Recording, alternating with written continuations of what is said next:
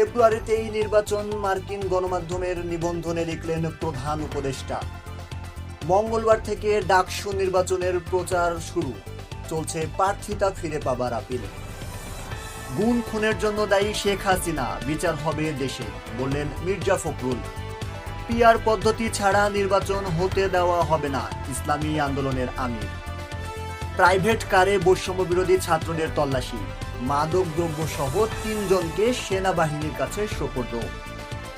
জুলাই সনদ বাস্তবায়নে জাতীয় ঐকমত্য কমিশনে মতামত জমা দিয়েছে ২৩টি দল।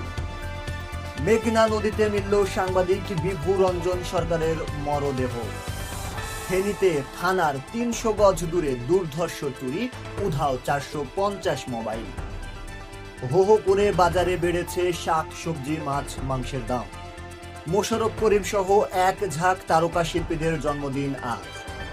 নেদারল্যান্ড সিরিজ ও এশিয়া কাপকে সামনে রেখে দল ঘোষণা করেছে বিসিবি। এবং সাফ অনূর্ধ্ব-১৭ নারী চ্যাম্পিয়নশিপে ভারতের কাছে ২-০ গোলে হেরেছে বাংলাদেশ।